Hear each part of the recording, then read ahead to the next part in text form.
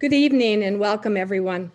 I'm Linda Bartlett, Vice President of the League of Women Voters of Greater Green Bay.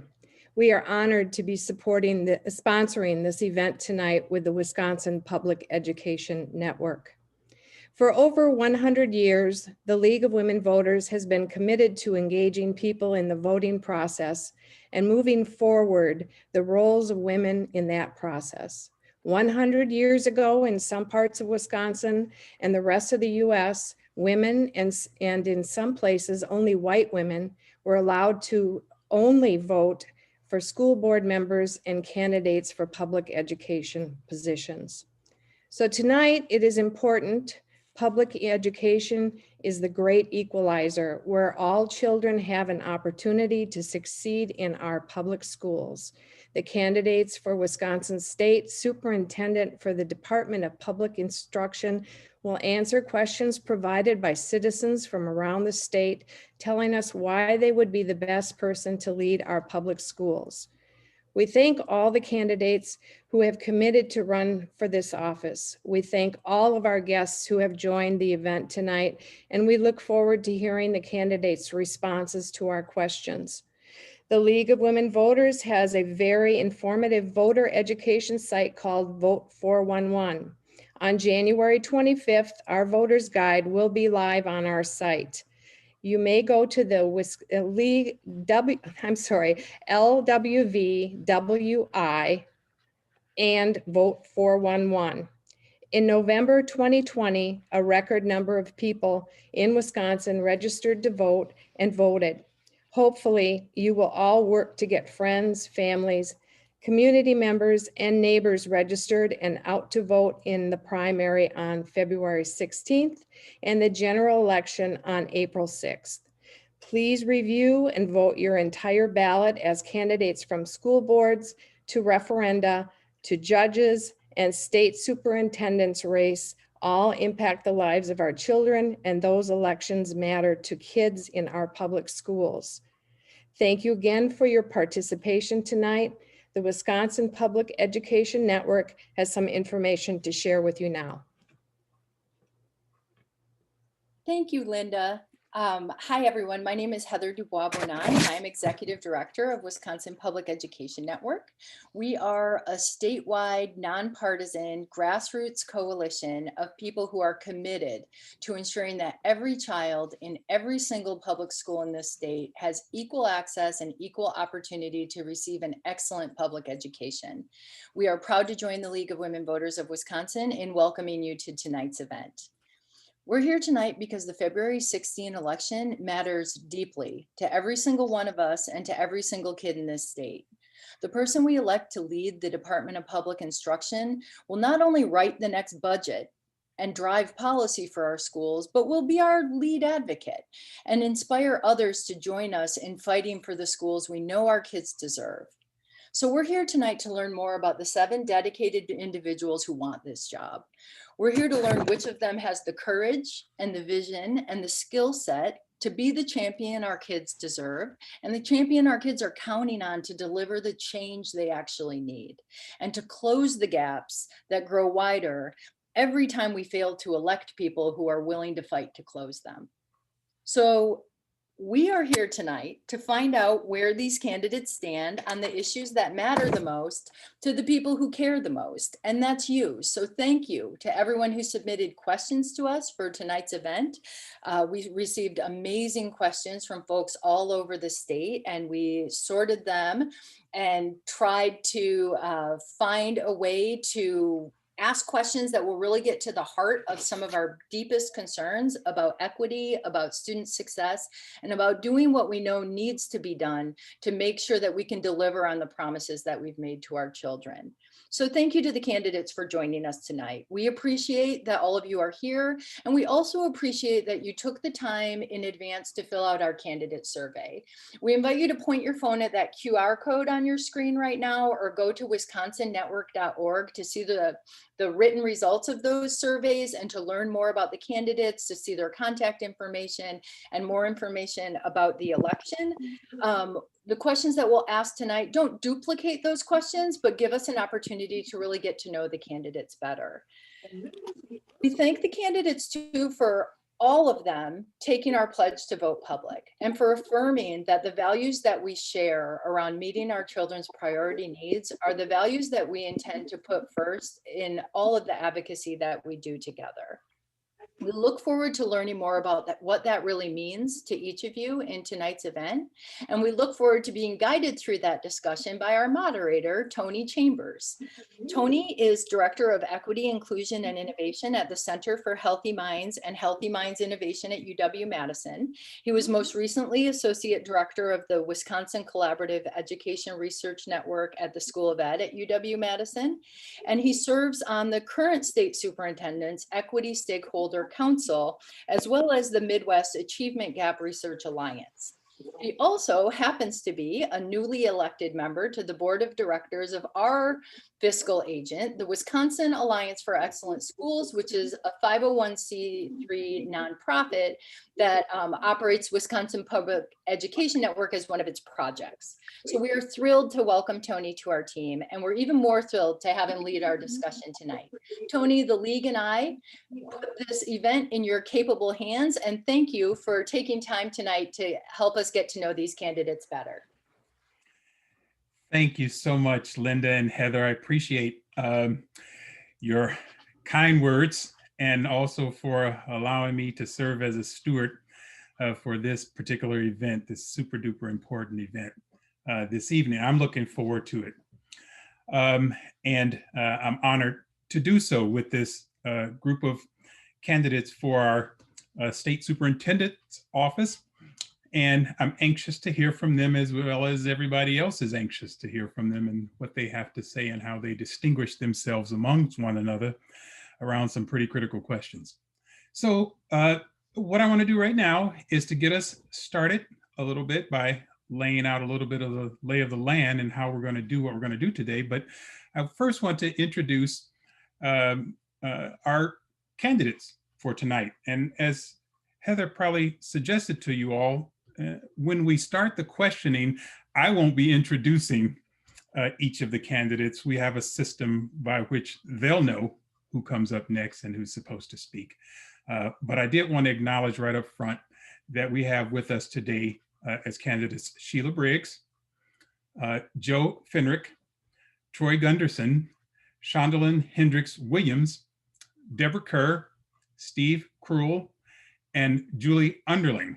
And I'd like to welcome each of you to this event and thank you for your commitments to serving Wisconsin's children, families, and communities. Tonight's events will cover questions that have been submitted by network partners and others from around the state. To learn even more about the candidates, visit our website, wisconsonnetwork.org. That's Wisconsin, large W, network, in all one word, .org to find candidate contact information as well as the responses to our candidate survey. If you have follow-up questions or need clarification on things you learned tonight or at any other time, we encourage you to reach out to each candidate directly using their information. Tonight, we just want to get to know each candidate and learn more about why they want to serve and what sets them apart from each other. And I like to stress what sets them apart from each other. So we're anxious and really keen and tuned in to how they respond to the questions to differentiate themselves. I'd like to briefly run down tonight's agenda for you. We'll have opening and closing remarks from each candidate, plus we have 8 questions that require 1 or 2 minute responses. And then we have 2 yes or no questions toward the end of the evening. If we can stick to our tightly timed schedule, each candidate will also have 1 minute at the end of the event to clarify, respond, or share any additional information that they didn't have a chance to provide during the body of the session tonight. We'll end the forum with formal 1 minute closing statements from each candidate, and we'll alternate who responds first, starting in alphabetical order by last name to ensure that everyone has equal time to speak and everyone has a chance to go first. To our candidates, This is how timekeeping will work. You're familiar with how our clock works. You'll get your name up there, and then we'll have a countdown for you, and you'll know how much time you have left. And then you'll also hear a beep when your time is up. Hopefully not too annoying for you, but you'll hear a beep. And we ask that you finish your sentence and move immediately to the next person for their response to the question. As soon as the person before you is done, we will make you the speaker and you can begin answering the question.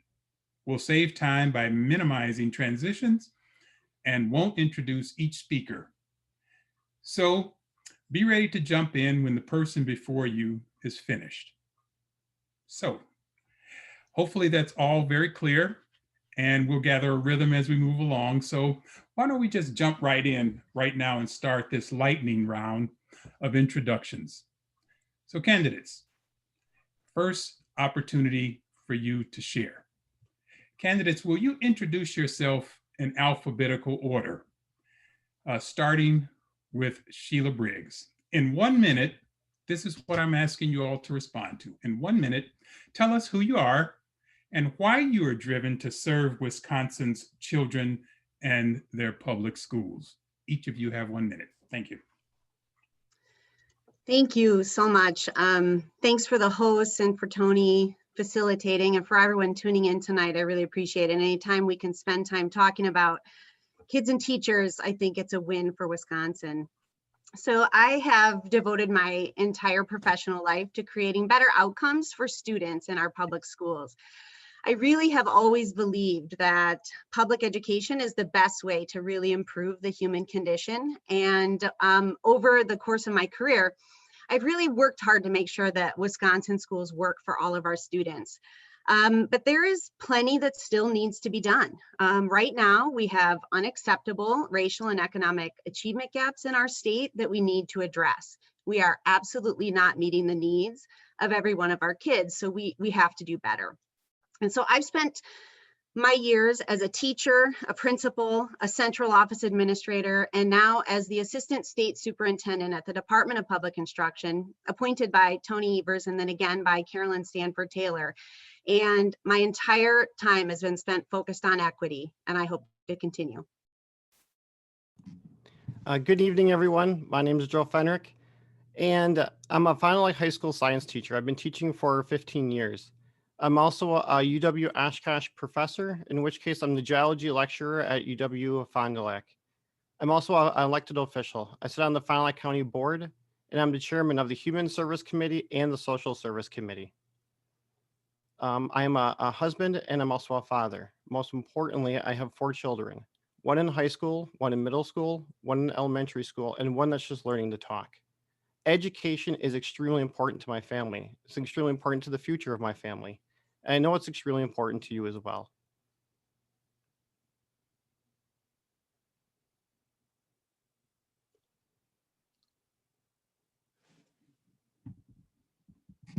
Hello, everyone. My name is Troy Gunderson. I'm a retired superintendent from the School District of West Salem.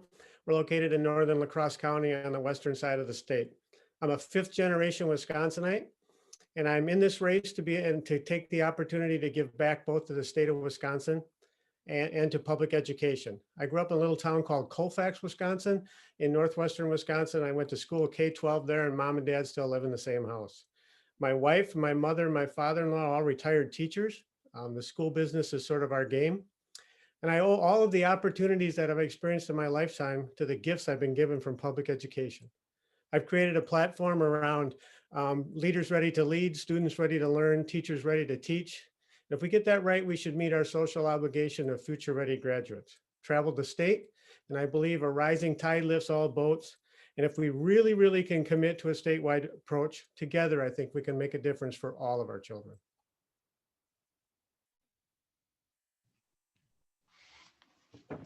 Good evening, everyone. My name is Dr. Shondalyn Hendricks Williams, and I desire to be state superintendent. My experience is grounded as a granddaughter of a sharecropper growing up in rural Illinois and then moving to Milwaukee. I am the mother of 2 children. My son, I want you to imagine a 31-year-old adult in an adult body that's functioning at a 6-month level. That propelled me as a parent of a child with disabilities to matriculate into the field of education. I know firsthand from my experience as a single mother who was on welfare, how very important education is. So I look forward to maximizing potential of all of our students, to creating new trajectories for our students who are already doing well, and we all can do better. And I am committed to unveiling a plan that includes opportunities for success for our students, for our families, and for our teachers. Thank you.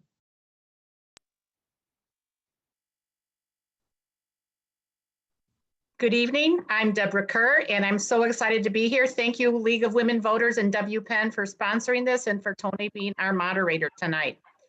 I hope you engage tonight with a very open heart and mind, because this is a very important position, and that is the reason why 7 courageous educators are running for the Wisconsin State Superintendent of Public Instruction.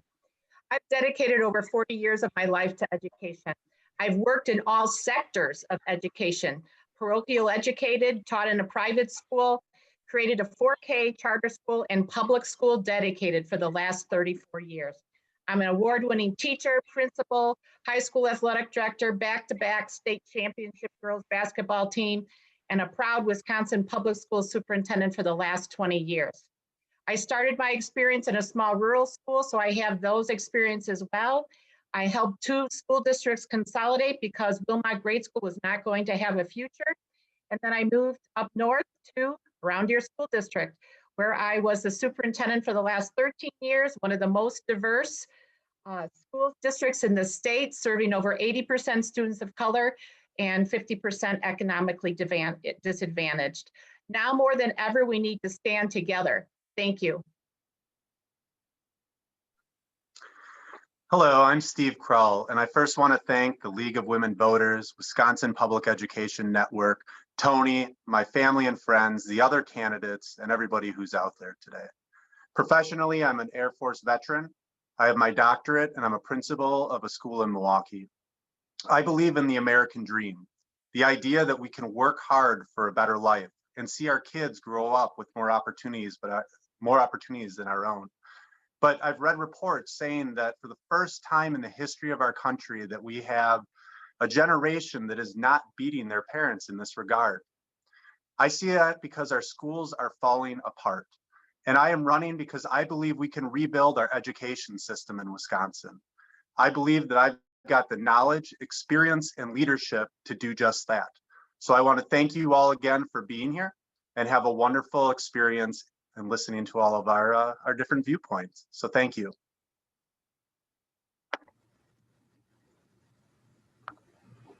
Hi, good evening, everybody. My name is Jill Underley. I'm currently the superintendent of the Pecatonica Area School District. I am a lifetime public education advocate, a strong advocate for fair funding for our public schools, a mom of 2 middle schoolers, I'm married, and I live in Southwest Wisconsin on a small farm. My kids attend the school district where I serve as a superintendent. I'm the only candidate who's from a rural Wisconsin community who's currently leading a school district in a pandemic. And I'm the only candidate who's worked at all levels of public education, K-12 as a teacher and administrator, higher education at UW-Madison, in student affairs, and also at DPI. I am hopeful, and I am driven to serve Wisconsin's children and their public schools because I'm a strong public school advocate. I am mid-career. I have children of my own at home who are learning in this pandemic, and I have ideas that are grounded in research. And after the events of yesterday, I am more committed than ever to equity in our public schools, and I will fight for every child every day to receive a high quality and equitable public education. Thank you all so very much. And I think you've demonstrated that we could look forward to something quite interesting this evening and getting to know you all a little bit better and how you think about some of the critical issues confronting our schools, youth, and communities. So let's jump right in here. The first question that we're going to be asking you all after your introductions has to do with strengths and improvements. So for 1 minute, I'd like for each of you to respond to this question. What do you consider to be your greatest administrative strengths? What are the areas you need to improve on? And let's start with Joe. So for me, my greatest strength is that I am currently a teacher in the classroom.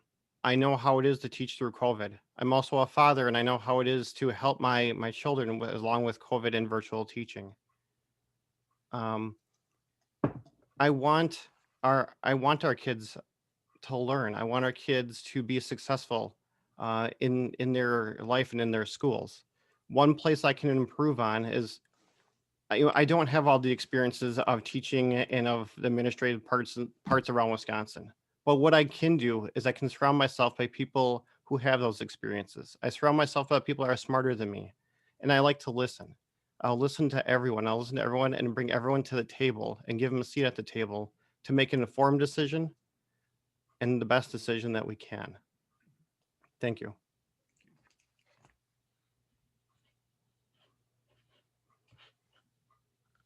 Well, hello, everybody again. I think my administrative strengths center on vision and passion and energy for the public education in the state of Wisconsin. Sometimes it's both a blessing and a curse to be able to see what's going to happen and be able to envision the future. I believe in creating that goal for us to shoot for, and that we can move the ball ahead a little bit at a time, and keeping all of our activities and our goals all aligned with the end point. And being able to inspire and lead others, being able to draw the best out of other people. I think historically, I spent 28 years as a school administrator.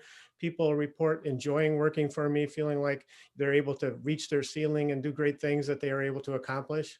And I think the ability to bring the best out in other people is really what leadership is all about. And I think areas that I need to improve upon is patience. And sometimes I just, I want to see results and I want to see things happen.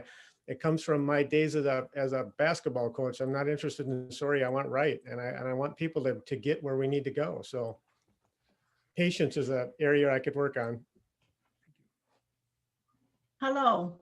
My greatest administrative strengths are grounded in my vast experience across the spectrum in education and in community work. I began the field of education as a paraprofessional. Then I served as a special education teacher, and these were in the areas of K through 5. I served as a central office administrator, supervising schools that were elementary, middle school, and high school. I served as an assistant principal of a high school and principal of a high school. I've also worked in choice, charter, and public schools. So I've seen the good, the bad, and the ugly. I bring all of that wealth of experience and all of that knowledge to this field. Another thing that sets me apart is the fact that I've also worked in higher education, and I've known how difficult it is when we have students that come into our colleges not prepared with the skills that they need. I have to concur with the aforementioned that patience is my area of weakness. I'm tired, and we have to do something immediately about the achievement gaps and the inequities in Wisconsin.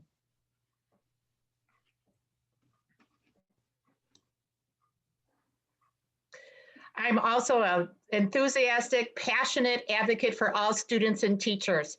I am not afraid to speak my truth, as evidenced by standing up for my students in Brown Deer when they were marginalized.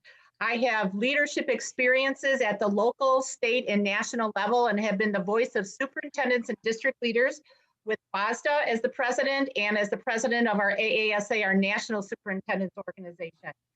I believe DPI needs to become a more responsive PLC, and I have great ability to bring people together and build bridges. I'm also a doer, and sometimes I love to be so hands-on that I forget that I've spread myself too thin with my schedule. So sometimes I need to step back and press the pause button and be more mindful of my own wellness. But I believe that working together with enthusiasm and advocacy is how we're going to make changes in our great state of Wisconsin.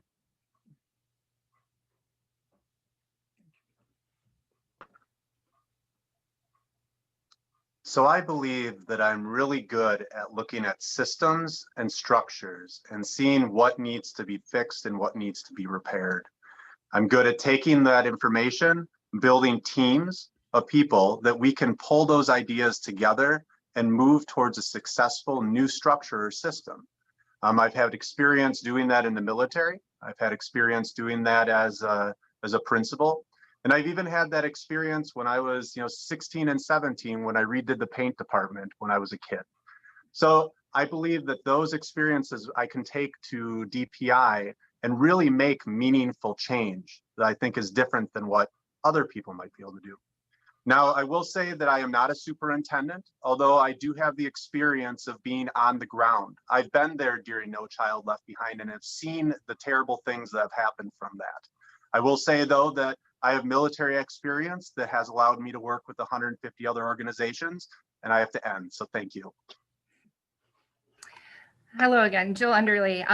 As far as my greatest administrative strengths, I would say I'm self-directed. I'm also very action-oriented, and I also have a very clear vision of what public education is and can be in Wisconsin, having worked in all systems, K through 12, and higher education at DPI, and of course, currently during perhaps one of our greatest challenges in our lifetime. I've also got experience with rural school districts, urban school districts, and suburban school districts, and in special education too. As far as areas to improve on, as Deb said, it's self-care. As a mom of two who are in school right now, and then also working full-time as a superintendent, taking time for myself, especially now, has been more difficult than ever. And that is something I need to improve on.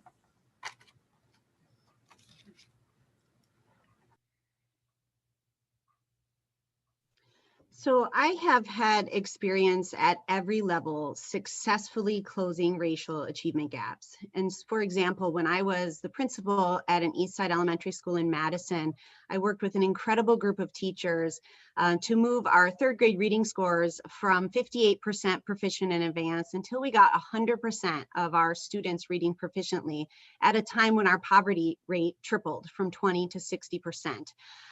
So I did that by being a collaborative, visionary, and bold leader that listened to teachers and worked together in order to make sure we were all moving collectively towards that vision. So I believe those are my clear strengths as a leader.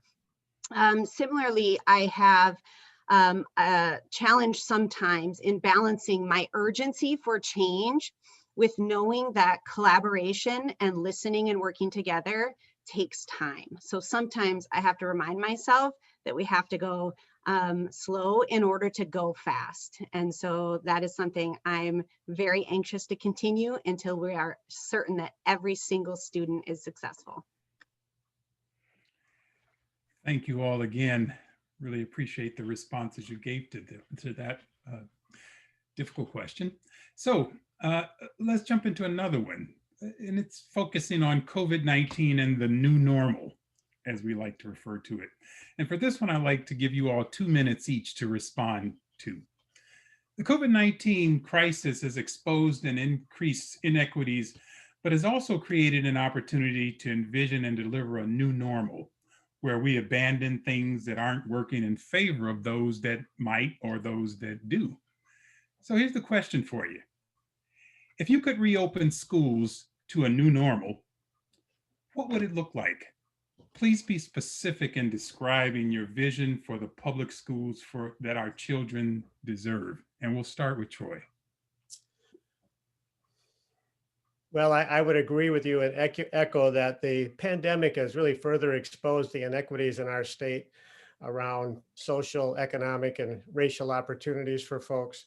And I think that DPI's role in this follows from the plan that I've developed for the state of Wisconsin, and that is that being ready to lead. And I think the leadership piece of that comes from understanding what's happened to our children, what's happened to our system, and gathering data both nationally and within the state about what specific attributes or models have worked to serve our children in terms of what's worked and what hasn't, so that we can coordinate moving forward with the next generation. And if I think about what school looks like in a post-COVID world, then we talk about the next piece of the plan, which is students ready to learn.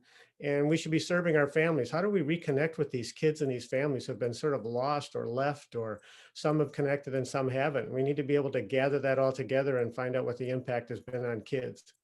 The third step of my statewide plan is teachers are ready to teach. What does that look like, and what's happened to those folks? I mean, just like any industry, you have a workforce of people, and they've been suffering dramatically in the COVID-19 situation. And how do you service those people? How do you horsepower them up? How do you gather from them what's worked for children and what hasn't? What have been the frustrations for them? What successes have they found? What new things have they discovered so that we can align that? I think from a statewide standpoint, in order to weave that all together, to look at our CSAs and the roles that they could play, because what's been working in Turtle Lake might be different than what's working in Pewaukee. And so being able to line up the needs and assess the situation across the state's important, and being able to then assess what graduates should look like. The last piece of that is, if we get this right, we're going to produce future ready graduates. What's happened to these high school kids? What about their adolescent experience has been lost because of this? And what do we need to do to improve upon that?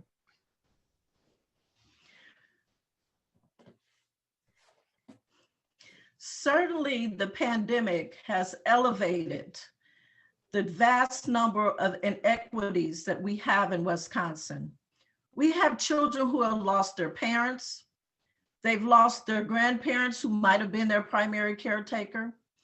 We have young adults that have now taken over raising their siblings because they've lost their parents and they don't want to be separated from their brothers and sisters. We've learned some lessons from COVID as well.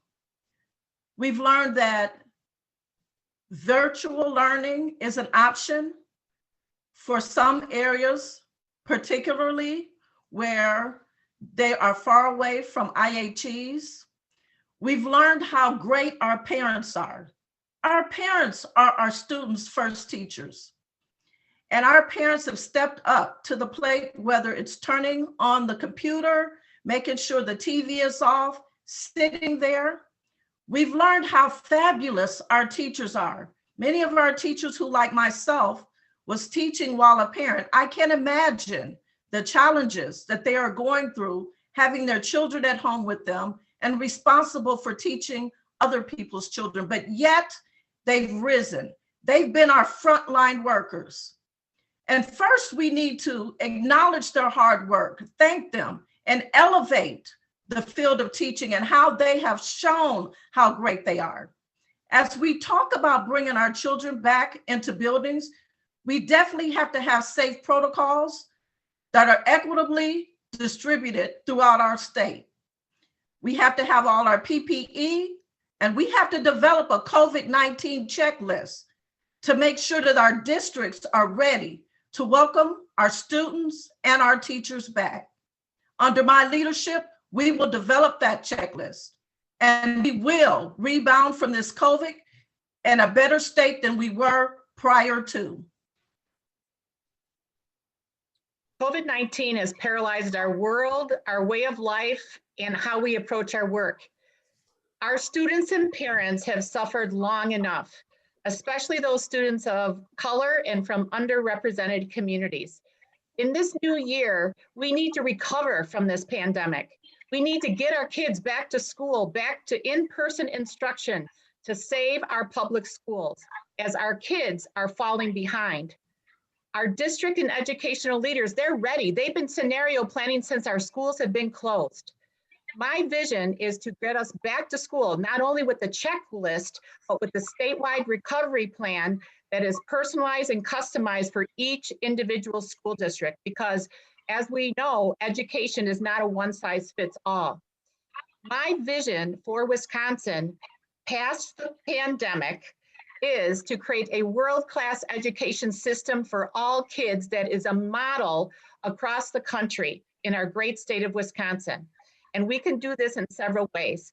First of all, keeping our lens of equity wide open so that we make sure that we're serving all kids and serving all kids greatly. We will first start with a laser focus on reading instruction by getting back to the basics of teaching the science of reading so that all of our kids can grow and be successful in their elementary, middle school, and high school careers.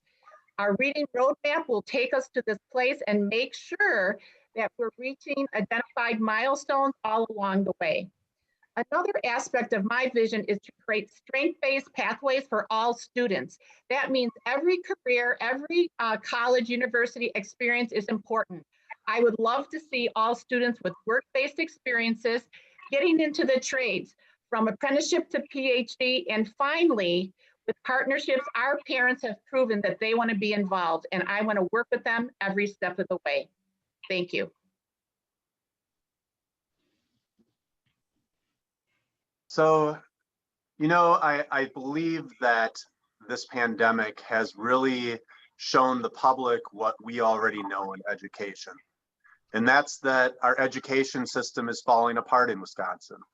I mean, we've got the resources that are so vastly different depending on what district and what school you attend.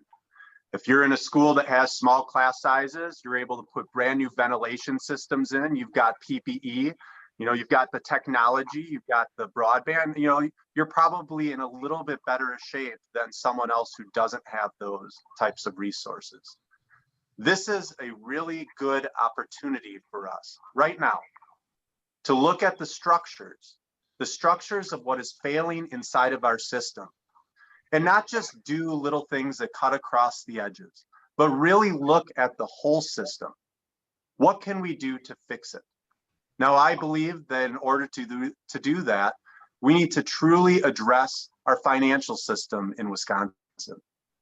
Right now, we're relying heavily on property taxes, and that creates great inequity between schools and districts.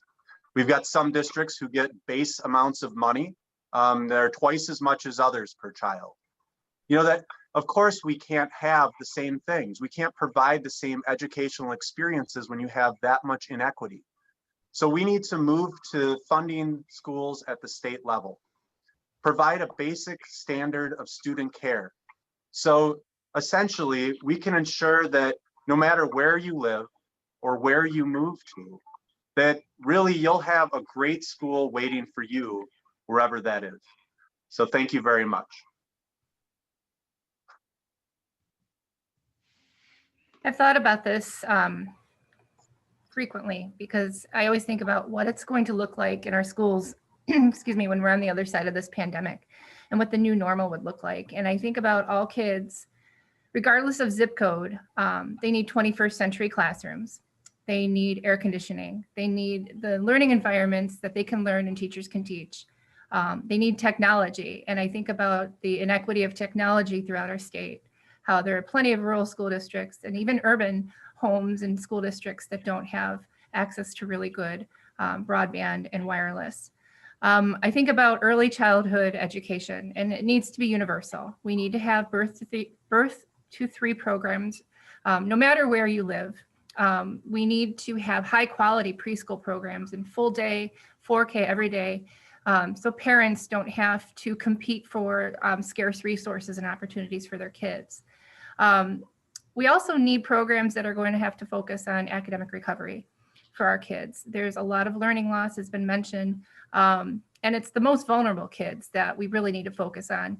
The kids who've had the opportunities, who've got parents at home who are able to monitor their learning, who have the opportunities for extracurricular activities and things outside of school, they're going to be okay. But it's the majority of kids in Wisconsin who don't have access to that we need to look at and focus on. We need to focus on mental health support, and we need to have these services in our school. They need to be on site, not just for kids, but also for families, and especially in areas where there's shortages. We need school nursing services in every school. We need strong parental involvement, and that is something that every school needs to work on and every school district needs to work on. And most of all, we need to make sure that the most vulnerable kids are served and their programs are fully funded. And we're talking high poverty, we're talking ELL and special needs. And we need to appreciate and pay our teachers more when we come out on the other side of this pandemic too.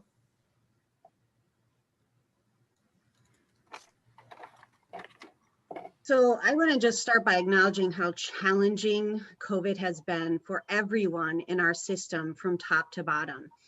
School board members, superintendents, teachers, kids, parents that are trying to provide support. It has been extremely challenging. But at the same time, I think that this is an opportunity for us that we absolutely have to take. Anytime there's a crisis, we can make a decision if we are going to look to go back to what we had before or look to move forward in a better way. So in fact, my entire platform is built around this idea that this is a very important moment in time for us to rethink three basic categories of areas in education. First, we need to take this opportunity to really rethink the outcomes that we value for our kids. Second, we really need to rethink the role of our teachers. And third, we need to rethink the structure of our schools. And so a couple of examples around that. So it's time for us to start organizing education around the things that we care about the most as Wisconsinites. We need to make sure that we are valuing all the parts of education that go into making our students well-rounded and ready for whatever they seek to do after school. So we have to really be thinking about putting a priority on all of the things like career and technical education, music, art, all of the parts that we care about as Wisconsinites. Secondly, with our teachers, we absolutely have to be making sure that we're providing the support and giving them the honor that they deserve for the incredible job that they do. Also, so that we are inspiring the next generations of students. And then finally, we need to look at the structure of our schools, how we fund them, what we've learned from this pandemic, and how we can do things better to actually meet the needs of every single student. So during this pandemic, I've talked to many families and many teachers, and we all want our students back in the classroom, but it has to be done safely. It has to be done safe for the students and also for all the staff, which means our schools do need better air filtration systems. We need more PPE to get our students back in the classroom. In April and now during virtual learning, we have learned how important broadband is in every classroom, in every school, and in every household. We need broadband everywhere in Wisconsin, so every family has an opportunity to learn. But that broadband needs to be affordable. $100 a month is not affordable to most families. We have to make sure that we have fast speed internet and affordable internet in every household. Second, our schools need to be children and student centered, which means we need more teaching and we need less testing. We need to reduce the amount of stress on our students and provide better mental health programs in our schools. On the Fond du Lac County Board, I'm the chairman of the Social Service Committee. And on that committee, we're taking a proactive stance. And we've increased the funding for the mental health programs of our children.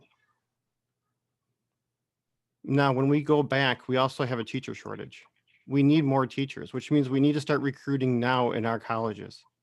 We need to recruit as many college students as we can for the classroom. The pandemic has shown that we have a lot of gaps in our schools. So we need to also start looking at summer school. The ability when we have it to move our children back into the schools, we need to start that day then for summer school and also for wraparound services. Thank you to all the families, to all the mothers and fathers and grandfathers and grandmothers and uncles and aunts who are taking time right now to educate our students. Thank you. Thank you all so much again for wrapping a whole lot of very important observations, a whole lot of vision in that particular question. And I suspect the other questions that we have will probably be a riff off of your responses to that one. So why don't we just roll it up now? So this question, the next question is about educational equity and school experience, of which some of you all mentioned in your previous response. So we're going to ask you to kind of expand on some of the comments that you made relative to educational equity and school experience in this one. And this response, you have 2 minutes each to respond as well. So we're all here because we wish to ensure every child is valued and thrives and flourishes in our public schools. But we know the educational experiences of our students vary widely by location, demographic, and different other kind of background experiences. We received many questions on this topic of Wisconsin's shameful racial and rural inequities, the school to prison pipelines, bias, microaggressions, and the negative experiences of students in our public schools. This question on this topic came from one of our students in Dane County. And this student asked, how do you plan to make students feel safe in school, including Black students and students of color, LGBTQ+ students, and students with disabilities? And let's start that 2 minutes response with Shondelyn. Thank you so much for that question. You know, as I think about it, there are many experiences that I can share along my own personal educational experience as a student of color, where I didn't feel safe. There are many times where I felt like I didn't belong, particularly when I was at Mother on Welfare, returning back to school at 30 with 2 children on welfare and trying to deal with all of the responsibilities I have to. But one thing that I realized and that I'd experienced, and I would dare to say that all of our Black students, all of our students of color, all of our LGBTQ students, and our students with disabilities need is a feeling of belongingness in the classroom. And if you look at my Student Bill of Rights, when we implement my policy through those 20 points, our students will feel welcome. When we provide early childhood services that are play-based, where students learn how to socialize with other children that are different from them, when we provide instruction that guarantees them the ability to read on grade level so they're not ostracized, and as early as 8th grade, they're part of the achievement gap, when we infuse their educational experience with art, music, gym, phy-ed, and health, where they have an opportunity to show how smart they are in many different ways, when we afford them an opportunity to go to high school and engage in an apprenticeship or internship so that they can explore opportunities, when we give them a chance to enroll in dual credit courses so that they begin school with some credits. I'm sorry, was my time up? I see the mirror. Okay, so that they can enroll in courses and they have that head start, they feel a sense of belongingness. And that is the ground to how a person feels safe. You can't feel safe if you feel like you don't belong there. You can't feel safe if you feel like the people who are there with you don't care about you. And some of the things that we need to do is work with our parents and develop curriculum where students can see themselves in that curriculum, where they can be celebrated. Thank you so much, Shonda. Appreciate your response. Okay. Being the leader of one of the most diverse school districts in the state of Wisconsin, the way we did this in Brown Deer was that we honored our students' voices. We got to know each individual student. We accepted them where they were at in their educational and social emotional learning journey, and then we took them to the next level.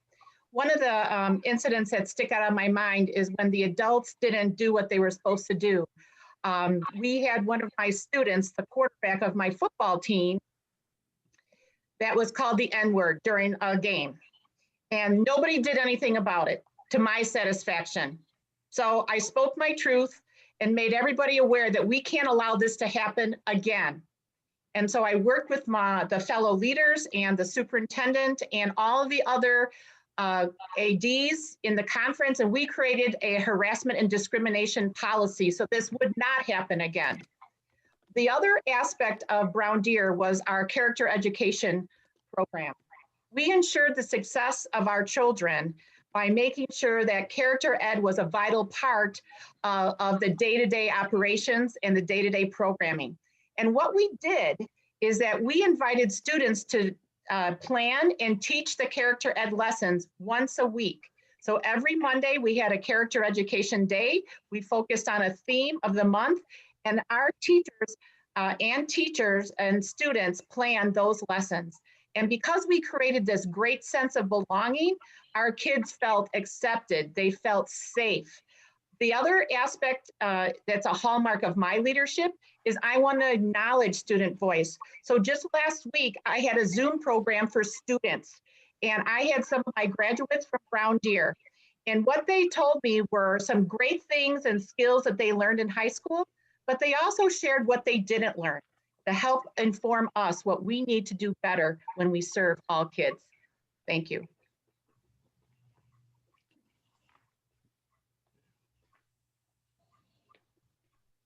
So the debate about equality versus equity, and I think it's important to just lay out how my philosophy is on this before I talk about the question at large here. And the idea of equality is, let's say that our kids are in a classroom and we've got to go to art. We have to walk down the hall quietly. Everybody has to have their particular art materials with them. Nothing else. They make it down to art. But one day a child breaks their leg. Now that child goes to the doctor, they get crutches, and they come to school, and the teacher says, well, it's not fair. It's not equal for us to allow you to wear crutches going down the hall. It's not okay for someone else to have to carry your materials if we do let you use crutches or get a backpack. That's not equal. But that child needs something different. That's equity. Giving someone what they need to do or what they need to be successful. So giving a child what they need to be successful. We talk about the pandemic. We talked about that earlier. There's a lot of trauma that's happening right now with that. Now, in some places, there's not. I know people who have hired, people to work with their kids, come every day to their house to work with their child. That's different than someone who, maybe the parents aren't there, or maybe the older child or the older brother's helping out with them. Maybe they can't sleep because someone's working at night. So we need to provide social emotional learning for that child, because we talk about all the topics here. Black students of color, LGBTQ, the students with disability. We've got to make sure that students feel physically and emotionally safe to learn. And we do that by providing equity and individualized learning and really, really meeting the needs of each and every child. Thank you.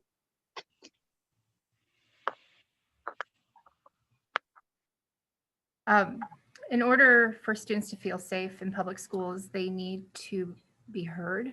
And we as staff need to accept, protect, and respect all students. I think it starts really with the vision at the state level. We need to have, as state superintendent, I would have an equity officer at the cabinet level who would help oversee many of these different initiatives, starting with early childhood education. It was said earlier, rising tide raises all boats, and I firmly believe that we need to start investing in kids early, for early interventions for special education, students with autism, speech, OT, PT, behavior interventions for kids that need them, as well as learning interventions for literacy and math and other areas, because that's what sets kids up for a lifetime of success. If they're successful and they have mental health support in elementary school, they're going to graduate from high school. And we need to invest in kids younger rather than investing in them later as a society in corrections. I also believe that it's partially or mostly actually teacher efficacy and the belief that all students can learn and all students are loved. And we need to get to that point also through teacher diversity. We need to diversify our teaching force. We need to recruit more people of color to work in our teaching profession. We need more people of color as administrators, and kids need to see role models. And we need to also, we need to start recruiting kids when they're in high school to go into the teaching force as well. But we need to make sure, most of all, that our schools are inclusive, and that includes, as far as funding our schools too, and making sure that they're fairly funded in areas like ELL, special education, and high poverty. And that ultimately we could look at reassessing our metrics for being a successful career and college-ready graduate, looking at the indicators for engagement and ensuring that all kids are engaged in high school.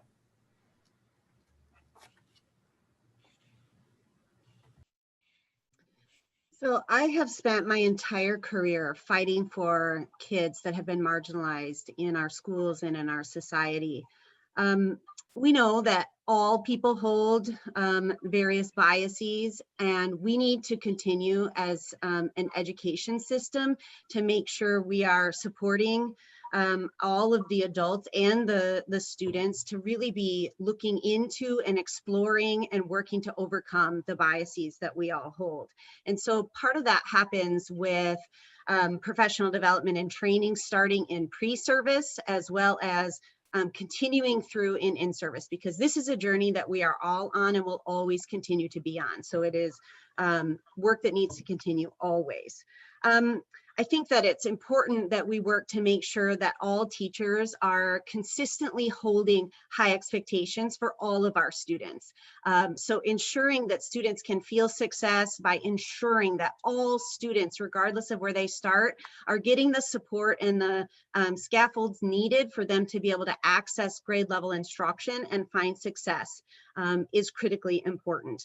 Making sure we have adequate mental health supports for students that need it so that they can be successful and so that other children can continue to learn together with them in a successful manner. I think it also gets to how we approach things like discipline.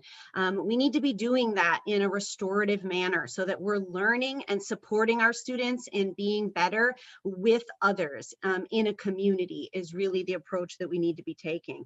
And as Jill mentioned, diversifying our educator pipeline, both with our teachers and our administrator, is really important because all children need to be able to see teachers that look like them, as well as our white students also need to experience teachers that look different than them. And the bottom line is all of this is going to take funding. So we need to make sure that we continue to adequately fund our public schools so that every single student gets what they need to feel a sense of belonging and success in our schools. So I believe, as Sheila just said, that every child needs to have a sense of belonging in our schools. I'm extremely dyslexic, so I'm a student with a disability. I know how it is to be picked on for not being able to read out loud. I know how it is to be picked on for not being able to spell anything. In fact, tonight, right now, these slides for me are extremely hard to read. So it takes me a little while so I can process the information that's on the slides. And it's bullying is a problem in our schools. Now, how do we fix this problem? Well, teachers are on the front line. So are our school counselors. So are our principals. It's all about building relationships. When I've had teachers when I was back in high school who would build a relationship because they knew I couldn't read, because they knew I couldn't read out loud at least, or I stumble over my words. They made me feel that I belonged in the schools. They made me feel that I belonged in the classroom, and I thank them so much. And this is a long-term problem. The long-term problem is that the same set of students do not feel that they belong in our schools. And what this means is we need to look into our own self on how we can change. And then we need to look at our schools and how our schools can change. And then we got to carry on these changes, not just for a day, not just for a month, or not just for a year. We got to carry on these changes for a generation. And then keep carrying on these changes until a difference is actually made. Our students deserve better. They deserve a sense of belonging. Another way to help our students is that we need to set high standards for them as well. As soon as people found out that I'm dyslexic, right there, they start lowering the bar, and they shouldn't. They should be able to find ways to raise everyone up. Have everyone career and college ready when they graduate.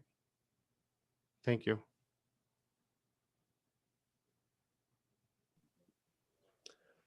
This is one of the issues that caused me to enter this race. And I entered this race not because I've been discriminated in my life, but because quite frankly, I've overcome nothing.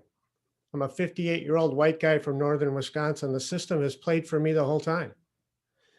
And I think that it's time for someone who looks like me and with my background to stand up and say in Wisconsin, enough. It's enough. We can do so much better than this. You think about a program where we develop students who are ready to learn.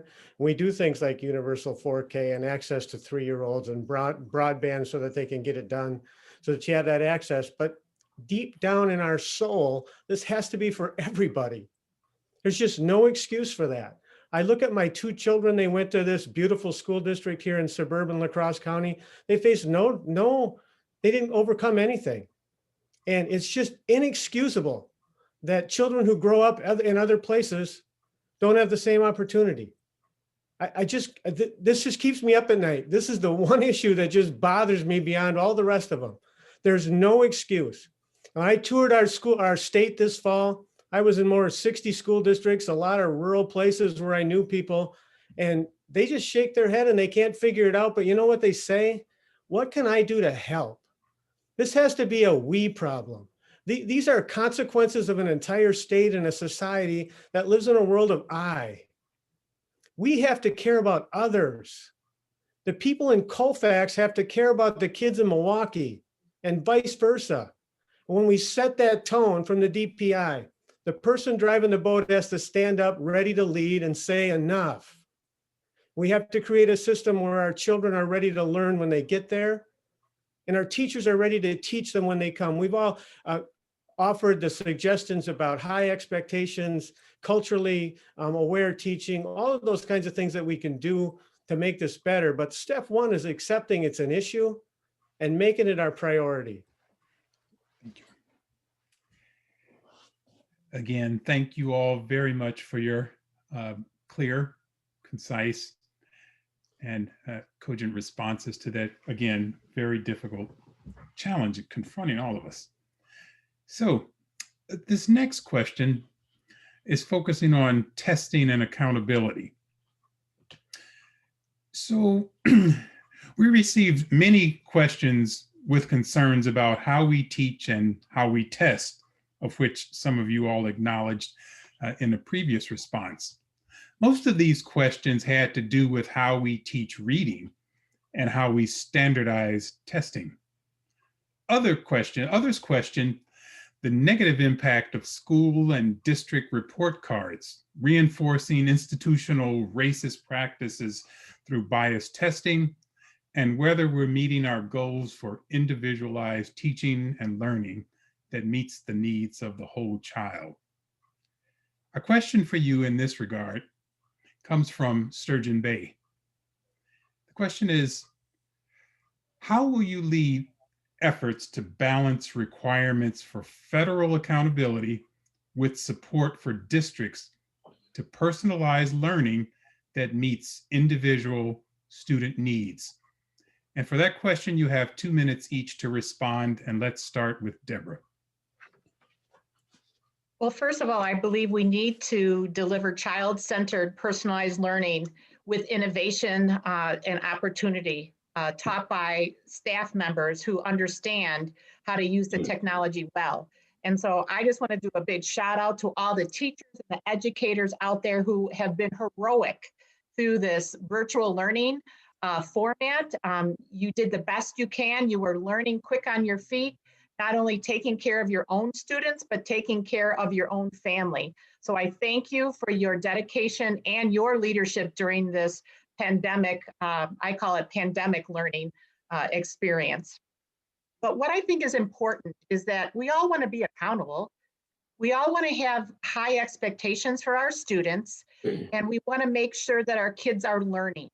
My Wisconsin Promise will prove that every student will be known well by their name, their strength, their passion, and need, ready to graduate for a future career that they choose. I think we have to do a better job at personalizing the systems that support our kids. Do we really need to spend 24 days of standardized testing to our kids? It's only one measure, and the results are never returned in a timely manner. So what our kids test today, we can't use tomorrow as educators. So I believe that we've got to do a better job of identifying those assessments that better track how kids are learning and progressing through our educational systems, and also take a look at the school report card. Does it really reflect the learning and achievement of our kids? Does it reflect our school systems well? So you can count on me to help support you in making sure that we attain federal accountability, but make sure we're also meeting the needs of all of our learners.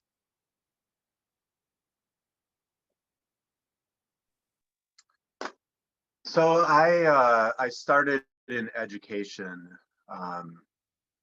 when really in Wisconsin, No Child Left Behind started really permeating in the area, and it shifted. It shifted the focus from really what I believe is a well-rounded education to a general or specific focus on math and reading. And I'm not saying that math and reading isn't important. Yeah, we need math and reading, but we also need other things in our school. You know, we need social studies and civics and science and art and music and physical education. You know, kids don't come to school excited just to learn math and reading. It just isn't that way. And if you don't have those extra types of hooks or connections, you know, you're going to lose them. If you double down and do 3 hours of reading and you took away the art, you know, kids aren't going to care. They're going to shut down because they just won't want it anymore. And that's what we see. You know, Wisconsin is gradually dying in our test scores. If you look at it, you know, what we used to beat, what, in the 90s, we beat 31 states on NAEP. Now what, we beat 9. I mean, in you know, 4th grade reading. And when we look at those statistics, we can see that the reform movement has not worked. It's not okay just to have outputs, which are testing. We need to change the inputs as well. We need to focus on more in the whole child. And so I will work to, because Every Student Succeeds Act gives a lot of flexibility, and I'm running out of time here, but it does give a lot of flexibility for us to seek waivers and such. And I would work to see these waivers through so we can really give a true education to our kids and have them win. Thank you. So one of the roles of DPI is to distribute federal funds and come up with the plans that get approved by the Department of Education for accountability and federal accountability. I agree that we do need a well-balanced curriculum in all our schools, and that we do spend a lot of time teaching to the test, particularly in literacy and math, but those are also very important. A lot of kids learn how to read through social studies. They also learn how to understand math through music. And so I firmly believe that we need a well-balanced curriculum because that also meets the personalized learning needs of students. Every child, sometimes you have to wonder, do they need their own personalized learning plan? And there have been movements towards that. But I also feel that we need to use our CISA networks through DPI as well to distribute technical assistance to our school districts and provide professional development to our school districts. And I have experience with that through the Title I network. When I worked at DPI, I was very involved in the Title I network. I was also a Title I consultant. And for many of you, you know that Title I is the largest federal program that there is in our public schools. I would look to create a literacy network, for example. That is something that doesn't exist. But I also believe that it goes back to early childhood education, and you're probably getting tired of me saying so, but I truly believe that if kids have access to high quality early childhood education, we could set them all up for success, and that we could easily balance those requirements from the federal government. We also need to look at opportunities, and there are wide opportunity gaps throughout our school districts in Wisconsin. There is a variance in after-school opportunities for enrichment and recovery and programs in the summer that focus on enrichment too. So I have all those different experiences, and I feel that the understanding that I have of the different requirements puts me in a good position to implement these things. So I look forward to doing so.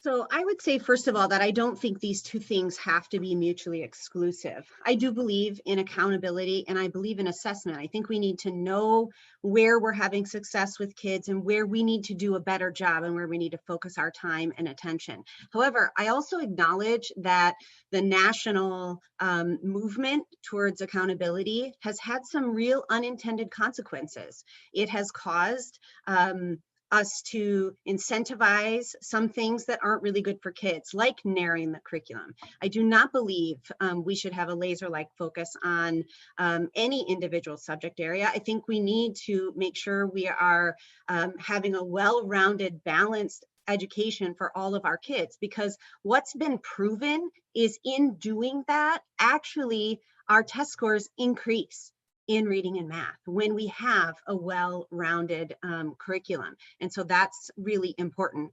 I was having a conversation with a teacher, and she was describing her school to me, all of the things that they're doing, all of the efforts that they're making. And I started to get really excited thinking, ooh, this is a school I want my kids to go to. This is a school I'd like to go teach in. It was really exciting. And then she ended by saying that their accountability rating was a D. So they were failing by all accounts. And to me, that means that not that we should throw away an accountability system, but we really need to look at it to make sure it's measuring the things that we care about.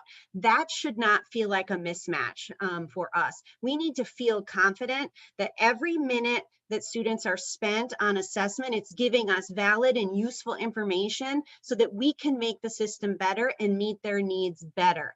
And our accountability system needs to be one that we feel confident that any kind of rating that happens at the state level matches with what we would all agree is an excellent, excellent school for our kids. So one of my main platforms, and the reason why I'm in this race, is I want teaching, not testing. 2 years ago, when my daughter was in 4th grade, we kept track of all the standardized tests that she took over a year. And she took over 26 days of standardized tests. Now, if you think about that, we have 180 days in the school year. So an entire month is spent testing our children now. That's an entire month where they could be reading, where they could be learning hands-on activities. I come to you tonight in front of a periodic table because I am a science teacher. And part of science is hands-on learning, where we get to play with the Bunsen burners. We get to look at rocks. We get to look at clouds, all the hands-on skills that our children need. But because of the test and because of the school report card, those skills are getting put on the back burner because we have to start doing testing skills instead. I want to bring back the hands-on learning in the classroom. Also, the tests, what they've done is they've narrowed our curriculum that we get to teach. We've seen that they've cut art, we've cut music, our ag science programs have been cut. All that needs to come back. We had great schools. We had great schools before all this testing took place. And if we bring back the arts, we bring back the theater, we bring back the ag science programs, we bring back the hands-on learning, our schools can be great again. Thank you.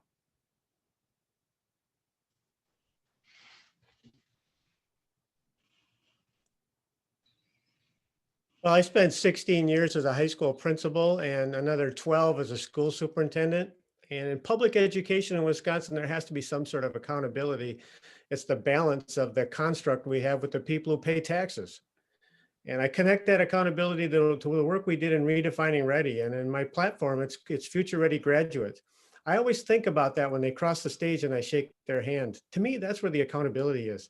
Have we produced a young adult who's ready for their future? And to Joe's point, we can't spend so much time testing 8-year-olds to see whether or not they can read. I want to put that time and energy where Jill said, I want the 3 and 4-year-olds in there to do that. I mean, we have people who know how to do this. As what Sheila said, the same thing, we're not measuring the right stuff. I think the measurement needs to be at the end, and the accountability goes with our businesses, our colleges, and our communities at the type of children we turn out when they leave. As far as personalizing the learning inside, we have people across the state who know how to do that and can meet the needs of kids for all of the reasons that we just did. We always think about, am I asking you to do something that's meaningful to you? Am I asking you to do something that you can do? And do you go home every night knowing that I'm not going to give up on you? And those are the really key pieces to helping children learn. I think when you're at the State Superintendent of Public Instruction, you have some contact with the folks in Washington. I'm sure Sheila and Jill know a little bit more about how all that works, but there'll be opportunity to push back on some of that stuff. I mean, how much time do we really need to be able to keep measuring? I used to be a math teacher at Melrose Mindoro School District. It's rural, it's north of here. And we had a principal one time who looked me in the eye and said, hogs don't get fatter by weighing them. We spent a lot of time thinking about how often we test kids. And we have to balance that need, but the notion that you're not going to be able to produce accountability is just not going to happen, because you're going to be able to communicate that. But you have to do everything you can to honor every single minute they're there. What Joe said is accurate. The kids need to be able to be receiving instruction every day, not testing. I have experience working at 2 elementary schools that were located in the 53206 zip code. When I went to the school, only 30% of the students were reading on grade level. And thus, there was a great fear of our requirements to meet state accountability requirements. What we also, as was stated previously, realize is that by the time we get the data back from the state assessment, that data is no good. So our teachers created interim assessments based on the standards. And they tested our students every quarter, and then they developed individualized learning plans to help the students recoup the skills that they had not attained during that time. One of the main reasons that we were able to increase our student achievement from 30% of our students reading on grade level to 70% of our students reading on grade level was implementing quarterly interim assessments, where we use assessment data to drive decision-making about instruction. That is the purpose of assessments, to use that data to drive decisions about what we need to teach and what we need to go back and reteach. Our students who were not reading on grade level received 90 minutes a day of targeted reading instruction at their present level of performance. So if it was a 3rd grade student, they received additional reading support for 90 minutes at the 1st grade level, if that's where they were reading at. And also for those students who were reading above grade level, they received that support at the higher grade level. So we saw all of our students increase in their reading scores. This is what I mean by creating new trajectories, coming up with school-wide plans that meet students where they are, using assessments to drive decision-making, and develop personalized plans for teaching so that all of our students increase in their academic performance. Thank you so much. Thanks again, you all, for your concise, clear, and well thought out and thoughtful responses to that difficult question as well. So this next question is focusing on special education needs, and each of you have 2 minutes to respond to this one. We received many questions on meeting the needs of students with disabilities and funding special education for students in our public schools. From closing the $1 billion a year funding gap for rising unreimbursed costs to ensuring all students receive an integrated and equitable education, these questions reflect serious concerns that the state is not meeting its obligation to serve all students. And this question asks you to discuss what that increased commitment looks like in the classroom. Tonight's question on this topic comes from one of our partners in the disability advocacy community. And the question is, students with disabilities face the largest achievement gap of any subgroup of students in Wisconsin, and the gap is expected to widen. Students of color who also have disabilities are even further behind. How will you address this gap as superintendent? And we'll start with Steve.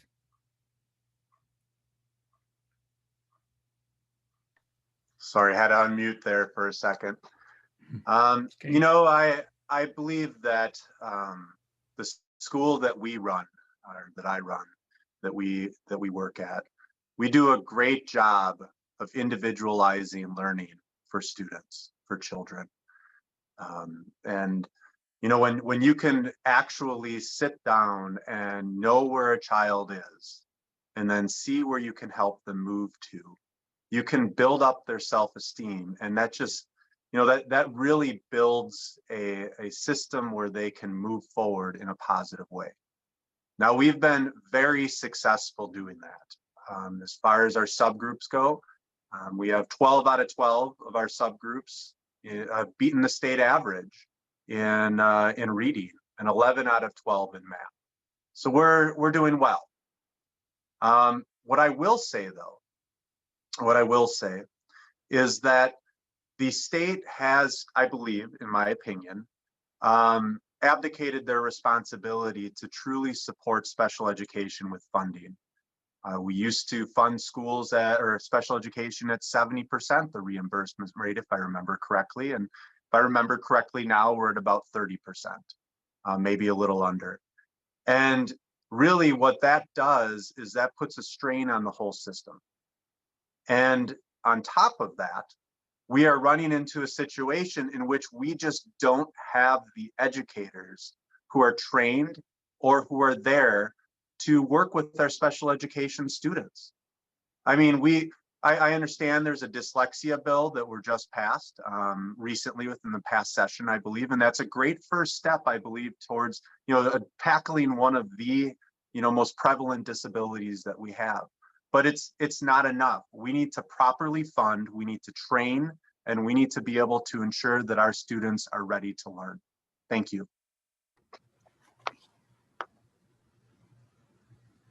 I guess I don't like to call it achievement gap because in some ways by calling it an achievement gap, we're putting the onus on the kids. And really it's an opportunity gap that exists. And where that comes into play is that we're not putting the resources, primarily money and staffing, where it's needed most.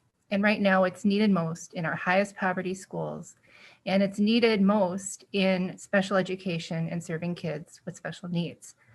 The Blue Ribbon Commission, which issued their final report, what did I say now, it was 2019. It met in 2018, and then they issued that final report in 2019, recommended that we increase high poverty aid to the schools that needed it the most, that we increase our spending in ELL, which is English language learners, and that we also increased our special education reimbursement to at least 60%. I'm pleased, with the budget that Carolyn Stanford Taylor proposed that gets us on a roadmap, on a path to 60% reimbursement, because that truly impacts all kids. We need to tell our stories in our school districts as to how that impacts each of us.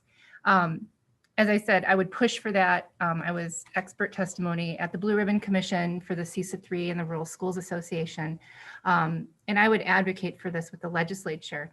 And if the legislature doesn't listen, we have to take it public. The vast majority of Wisconsinites have no idea how our schools are funded. And they don't know that the highest poverty schools and the kids with special needs are not getting the funding that they need. So we need to tell our stories so that kids can get the services and that we can close these opportunity gaps.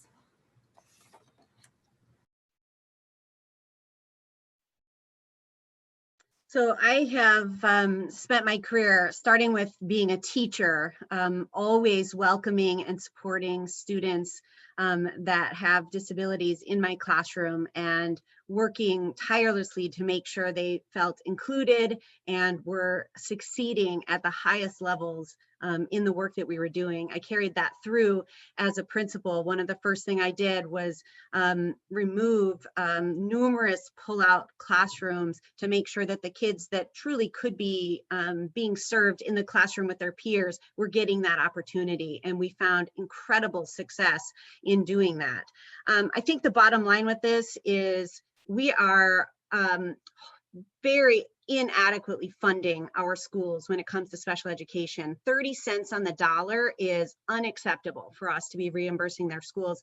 And as folks have mentioned, this doesn't just hurt our students with disabilities, this hurts all students because we have to take funding from other programs in order to make sure we're meeting the needs of some of our students that need the most support and help.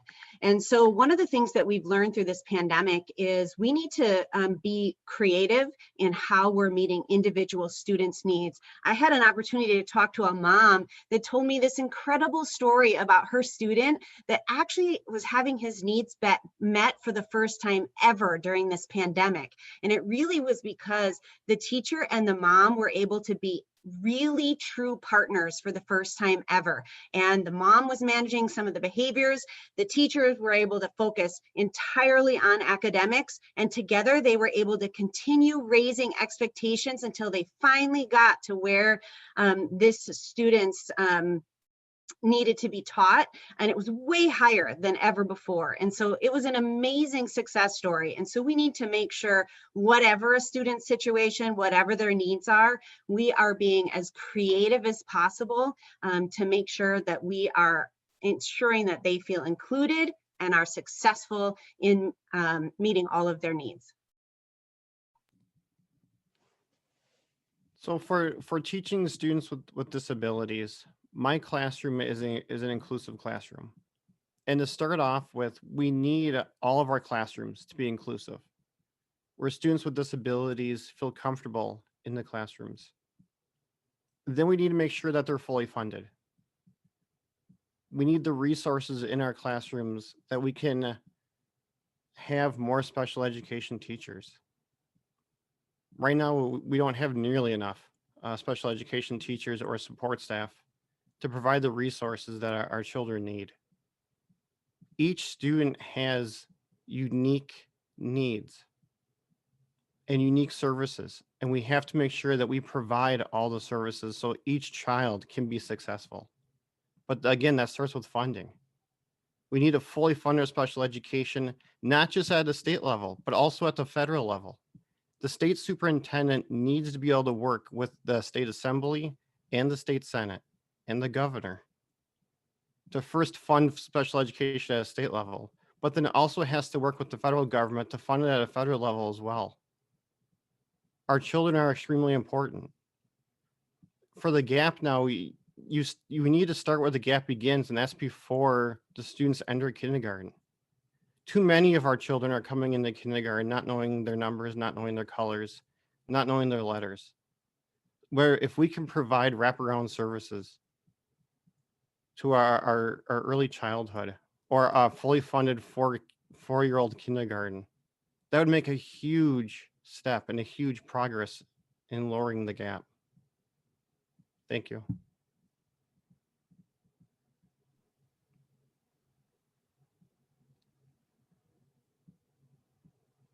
I think we think about the quality of a person's society is reflected in how they treat the least able. You read the question and you think about where we live and how do we end up like that? The Association for Equity and Funding did a study on which school districts are most able to pay for their special ed kids. In other words, if you were a parent, where would you want your child to go? I was somewhat taken aback as superintendent when they sent me the list and showed me that my school district, West Salem, was first, because we don't have anything to overcome. You start looking at the data and you realize that the disparity across the state is just alarming. And the fact that we underfund special education pits special education kids against regular ed children. The other speakers have pointed out that if you just raised, I mean, this is one of the lowest hanging fruit in this whole thing. If you just raise the reimbursement for special ed, it not only helps those children, it helps take the pressure off others. And then, okay, then when you get the money, what are you going to do with it? You talk about the skill set of the teacher, and my program is like teachers ready to teach. Do we know what we're doing? Do we have the resources that we have? Do we have the support that we have that we can help these children succeed and be able to close that gap so that we're putting the effort into helping these children learn? I think of the way in which we are spending the dollars in there is really the critical piece to this whole thing. From a state standpoint, how do you do that? Is you make sure that you are advocating, as Carolyn has done in the recent budget, to increase special education funding so that the districts have more options. The question reveals just, again, the horrible disparity across the state of Wisconsin, because the funding traps people into being unable to provide those resources. And until and unless we're ready to accept the gap, accept the problem as stated, and we're willing to step up and do something about it, it's not going to change. So I think step one is stand up and say it. We expect this to be better.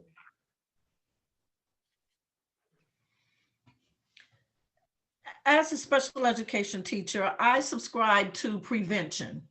How do we prevent from labeling our children? One strategy is to make sure that we have birth to 3 programs that are available for our children so that we provide services to help them catch up before it's too late.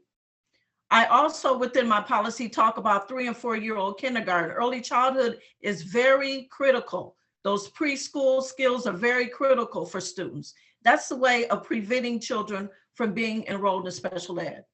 We have a great travesty in that there is an overrepresentation of African-American males in special ed. So one of my suggestions is that we embed culturally responsive pedagogy into teaching at a higher level. In addition to that, that will lower the rate of students that receive referrals for special ed and students who are identified for special ed. As it relates to students who do meet the qualification for special education services, that should not be a lifetime sentence. Efforts ought to be made to make sure that we try to mainstream and have the students in their regular ed classrooms at the maximum extent possible. That's why it's so very important to have specials, arts, music, gym, computers, so that the special education teacher can collaborate with the regular education teacher to identify what the strategies are, so that when IEPs are written, they're written with goals and objectives that are attainable, that the regular education teacher can plan for with the support of a special education professional. I also think that we have to really look at the relationship between the pipeline between special education and prison. And for these reasons, we have got to decrease the number of students, particularly students of color, who are put into special education.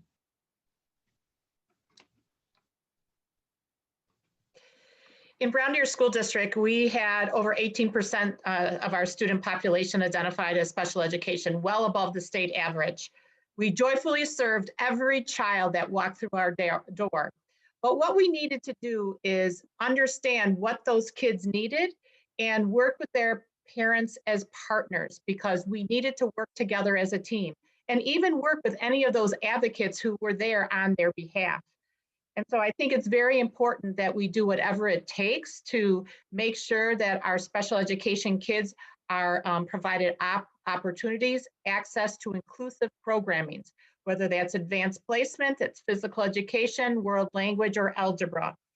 We intentionally created learning spaces in our schools that best manage and help deal with our special education students and what their needs were. We had small classrooms, we had large classrooms, we had life skills programs where they ran a cafe, so they learned valuable life skills along the way. Our reading roadmap is going to address all of the learning that occurs with all of our students. And many of you might know this, that 80% of learning disabilities are related to reading. And so that's why our reading roadmap is going to be preventing some of these issues by identifying kids into special education. I agree with Chandlin. We have too many kids of color that are over-identified and referred to special education.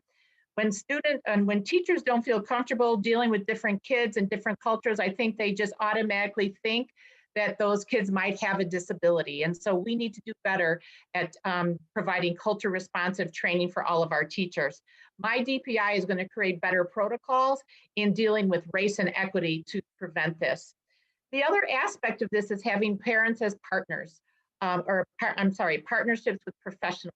And then the final piece I want to say is the resolution for increased funding. Brown Deer asked for 90% increased funding to better serve our kids because that's what they needed.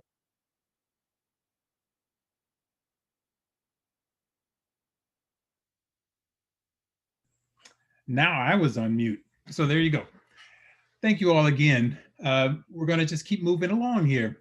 The next topic or topical area is focused on advocacy and politics. And you have each 1 minute to respond to this one. From fighting for fair funding to solving Wisconsin's teaching crisis, the next state superintendent is going to have to work with a state legislature that has proven resistant to moving public education advocacy goals forward. In 1 minute or less, tell us why you are the person best suited to tackle that political challenge. Let's start with Jill. All right, so first of all, I have the track record of working with legislators from both sides of the aisle. From the time I was a DPI through my time now here as a superintendent at Pecatonica. I also work with school board members throughout the state. I work with my own school board members. I'm active with the different organizations such as the Wisconsin Public Education Network, also WASDA, the Wisconsin Rural Schools Alliance, and I engage in advocacy efforts through those organizations as well. I've been invited to testify numerous times to assembly committees on education. As I mentioned before, the Blue Ribbon Commission. I'm known throughout the state as a very strong public education advocate. I have a strong policy background. I have a doctorate in educational policy and leadership analysis from UW-Madison. And when all else fails, I bring in the partners, so we get everybody at the table and we start communicating what the message is that we want out there. Thank you. So I think it's really important for the state superintendent of public instruction to be really proactive with a very clear and strong vision, and then be able to articulate that clearly on a regular basis. This also requires translating what we're doing into how that is going to generate very specific results for our students. And this requires regular communication, regular meeting, and regular demonstration of the results that we're getting so that we can demonstrate how we're going to be moving that forward. As an appointed official, this has actually been a part of my job, meeting with legislators, working with legislators, testifying regularly, reviewing bills, reviewing proposed policies, recommending policies. This is a part of what I've been doing for the last decade, and I am very eager to build upon that work that I've been doing in order to take over as the state superintendent and continue that work of making sure that we have a strong presence in the Capitol, that we have a strong vision being communicated clearly, and that we're working in a bipartisan way on what is best for our kids and our schools throughout Wisconsin. Thank you. So as an elected official on the Fond du Lac County Board of Supervisors, I know how it is to work with both the state assembly and the state senate and the governor in order to better serve my constituents, better serve my community, and better serve my county. I know how it is to work with both Republicans and Democrats, and I've done it on several occasions.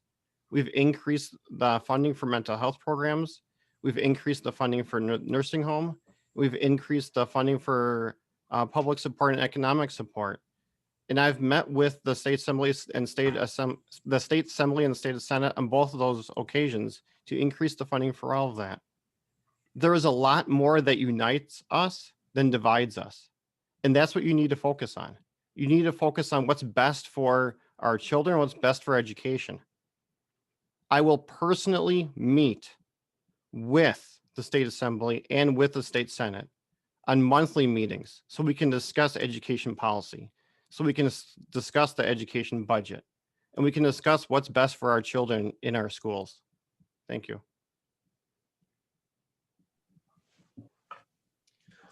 Of course, the politics of public education is one of the top responsibilities of the state superintendent. And I think I bring to the table is the ability to listen, a track record of success in a conservative school district where we passed 7 referendums in the last 4 years, including one to raise the wages of the teachers who live here. And part of that success is resulting from 10 years of listening and working and understanding the issues that all the taxpayers bring to the table in terms of what their concerns are. And I think to be successful politically like that, you have to have a vision so that you can play offense at the right time. You know where you're going. You build relationships. You spend a lot of time listening and understanding. Remember that legislators make laws, state superintendents don't. But legislators need to remember that state superintendents get elected by everybody, not just a district. You can play tough when you need to. You can play soft when you need to. But if you don't have a vision, you don't have a plan, you don't know how to move the ball forward. And I just think it's about relationships. It's about patience. It's about dogged determination. It's about ability to advocate for kids and for the teachers and the families of this state to make things better. I believe that our representatives and our senators want to make sure that they meet the needs of all the constituents. They want Wisconsin to be a greater state. They want our farms to boom. They want our businesses to be very viable. They want our students to be smart. They want them to be good employees, good entrepreneurs, good citizens. And there is not one thing in my 20-point plan as relates to the rights for students of Wisconsin that I believe that any of our legislators would give me any pushback to. What is needed is just a clear, articulate, fully communicated plan around exactly what will public education look like in Wisconsin. What is a K-3 student going to experience? What's going to happen during primary school, grades 1 through 3, grades 4 to 5, intermediate school, secondary school, 7 to 12? When you have that clear plan and it's something that's going to benefit our businesses, our citizens, our children, our families, there will be no pushback. So I look forward to rolling out my plan with legislators and getting their support. I'm the only candidate with experience working with the state legislature as the president of WASDA, and also with our U.S. Congress people as president of our AASA National Association. I have advocated at the state and federal level for increased funding and increased internet broadband access for all kids and any state and federal policies that would best serve kids. I'm the only leader on this call that has turned around a school district, closed achievement gaps, raised graduation rates for Black and brown kids, and have a national, state and national school of character. In my first 100 days, I'm going to meet with all the legislators and all the people in our Assembly and Senate, because I think it's important that we renew the relationship of the state superintendent, so that becomes a relationship of one that is an educational expert and advocate and advisor to the Assembly and the legislature. So I look forward to working with our both sides of the aisle.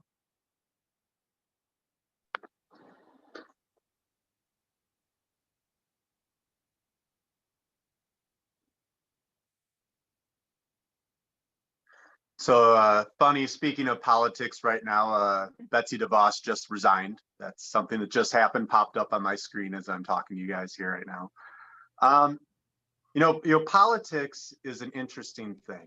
You gotta build relationships, and sometimes it's stick instead of carrot, though.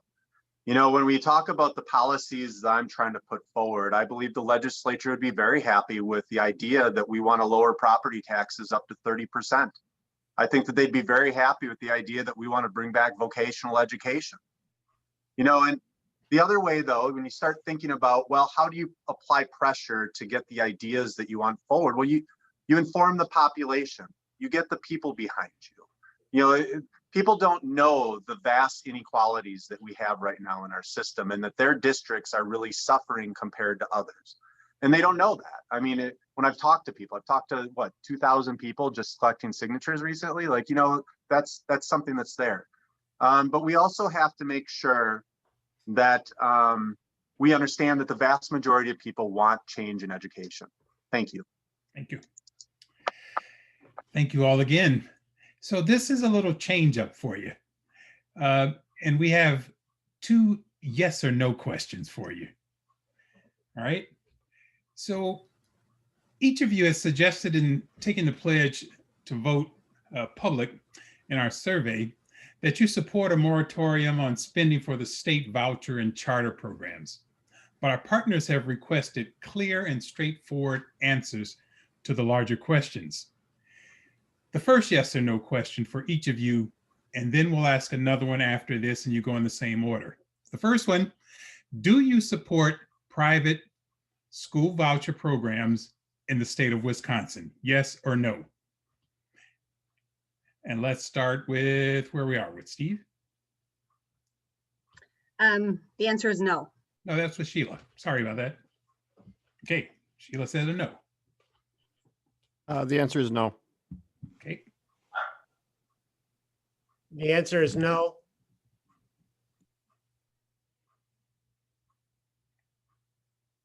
Chandlan? The answer is I support great schools. Okay. Deborah? Okay. I support one system of accountability and full transparency because this is the law. Okay. Steve?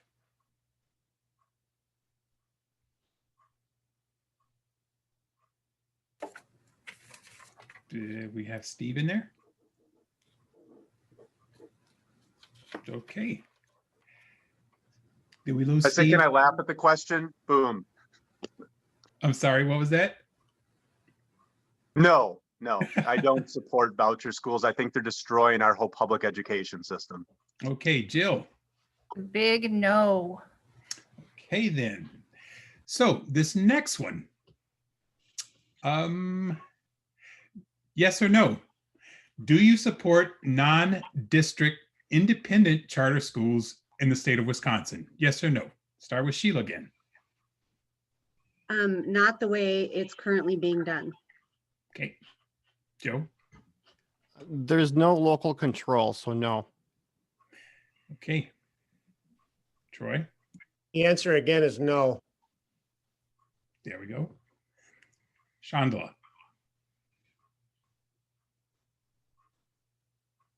I support parents' options for enrolling their child in a high-performance school. Deborah? I agree with Sheila. Okay. Steve? They're anti-democracy, so no. And Jill? No. Okay. We are going to take a shift here. If I guess I'm going to take a little bit of the moderator privilege. First of all, I want to thank you all for that response. And I'm going to see if this is the question we're dealing with right here.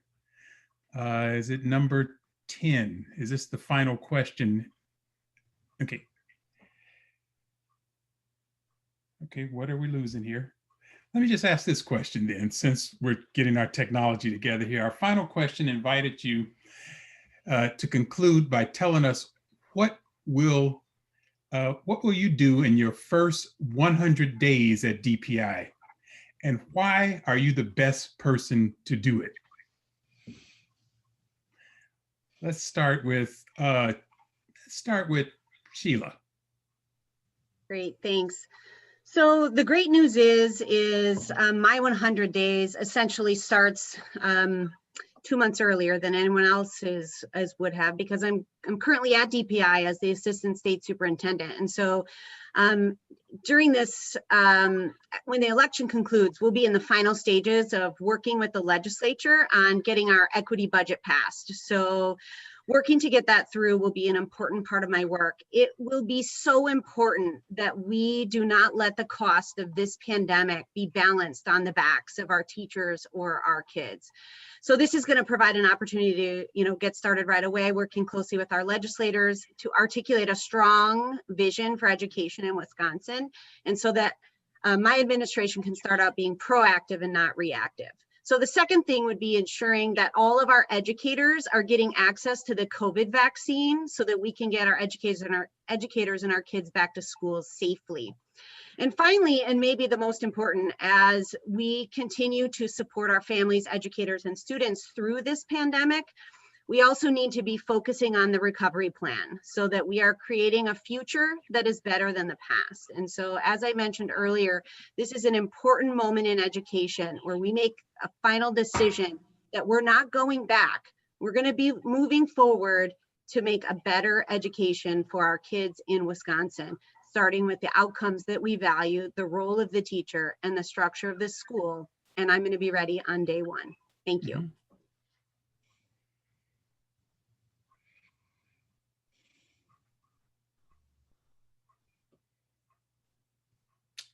Joe? Okay, so on day one, I want to start by looking at how we can get our children back in the classroom, and it's got to be done safely. I want to bring in teachers. I want to bring in school board members. I want to bring the assembly and the Senate, and I want to get everyone's opinion. And I want to make sure that, again, that everyone has a voice on how we can get our children back. As a father, I know how valuable it is to have in-person classes. But again, it's got to be done safe for everybody. Mhm. Second, I want to get rid of the standardized tests. I mean, that's my number one point, is that there's too much testing going on. We need a lot more hands-on learning in our classrooms. So there's got to be ways that we can work with the Assembly and with the Senate and with the federal government to decrease the amount of tests that our students are taking. I also want our schools to be the center of the communities again. We have great schools, and we need them to be the center of our community. So I'll be looking for ways to do that. But I'll also make a promise. I'll make a campaign promise right now that I will be in schools 2 or 3 days a week. Thank you. I want to have firsthand experience on what's going on and how the policies are being implemented. And you Thank you can't do so that much, unless Joe. you attend the schools. Thank you. Thank you. Mhm. Well, I think we're at an inflection point. The pandemic has really laid bare the inequities of our system around race and economics and opportunities. I sincerely believe that we can do better. We have to make a collective commitment to the common good of public education. What happens in Milwaukee has to matter to my friends back in Colfax and vice versa. This has to be a we issue. My first 100 days in office, on day one, just like my program says, I'll be ready to lead.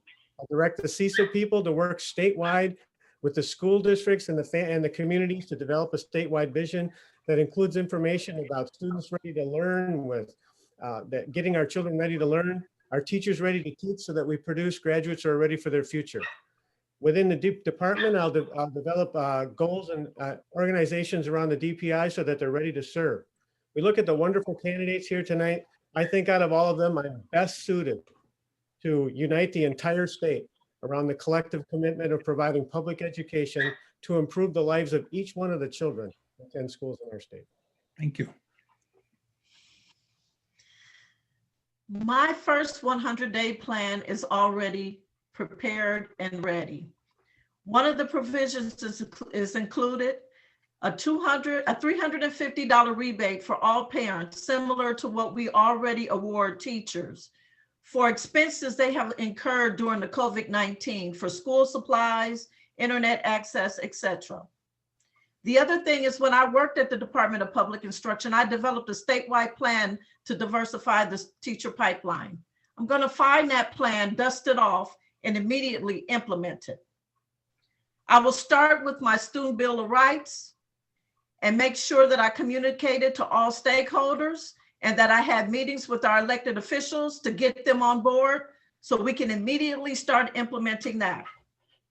I am the only candidate that began as a paraprofessional and worked at the Milwaukee Office of the Governor. I bring all of that knowledge, skills, and my disposition as the best candidate for Wisconsin's first elected Black state superintendent. It's time to be on the right side of history. Thank you. As I indicated in my first 100-day plan, I'd be meeting with legislators to help us work together to create a vision of creating a world-class education system for all students in Wisconsin. I would also work with the DPI staff, because I know there's talented individuals that work there, to find out what they need and what I can do best to support them in this transition. I can start day one, April 7th, and I'm willing to do that so that we can get going. As Joe said, we've got to get our kids back to school with a statewide plan that meets the needs of all kids. I also am very welcomed at the legislature, and I want to start working with them right away. I'm a member of the WPEN, so I understand the issues that are related to public education. But I also want to remind everybody, education is a nonpartisan matter. It's all kids are deserving. We need to get past some of these deep issues that divide us. We need to stay focused on equity, inclusion, anti-racism, and social justice, because all of our kids are important to the success of our Wisconsin schools. I just want to say first, thank you to Tony for moderating, and to the other candidates who are here, and the Wisconsin network, and the women voters, and everybody who's paying attention. This was really cool, and a great opportunity to be able to share our experiences. I believe in structures. I believe we need to look at the structures of what's happening in education right now in the first 100 days. I believe we need to talk to lawmakers and get a real school finance reform system in place. We got to change that. Until we address our school finances, this other stuff that we're talking about, we just don't have the money to do it. So we have to do that first and foremost. We have to restructure DPI to make sure that it's meeting these priorities. And any of these things can't really be done without building positive relationships with everybody, all stakeholders, and getting everybody on board to pull the rope in the right direction. I've got the leadership, I've got the abilities and the experience to do those things. Thank you very much. All right, in my first 100 days, I would enact a statewide plan for ensuring that all of our schools are able to open safely. I would also create a cabinet level equity officer to help guide the work and focus the equity work we need to accomplish for public schools in Wisconsin. I would get regular meetings, discussions, and listening sessions on the calendar, monthly sessions between Wisconsin Public Education Network, the Rural Schools Alliance, WEAC, WASDA, WASB, and DPI, as well as our legislative liaisons, so we can work together to solve policy issues. And I would strengthen the communications team with existing personnel currently at DPI. I'm the best person for this job because I live this work every day. I have since I was a teacher, since I worked at UW-Madison, aiding first-generation college students, and currently serving as a school district administrator at the Pecatonica Area School District. I work with school board members every day, with legislators advocating for more funds for our kids, and I'm the only candidate who is a superintendent of a school district currently leading during a pandemic. I am mid-career. I'm every parent. I am every parent right now in a pandemic too. Thank you. Let's see, do we have who's up next? Or are we done with that? Did we miss someone? I think I was the last one. Okay, all right. I have my order all out of order. I apologize for that. So I guess it's at this point, I just need to give everybody a shout out and thank you for your insightful and thoughtful responses to these very important questions, and hope all of those who are participating as observers and engaged parents and students and community folk learned quite a bit about, not only about each one of you, but about some of the issues that are confronting our school systems and our school and our state and young people these days.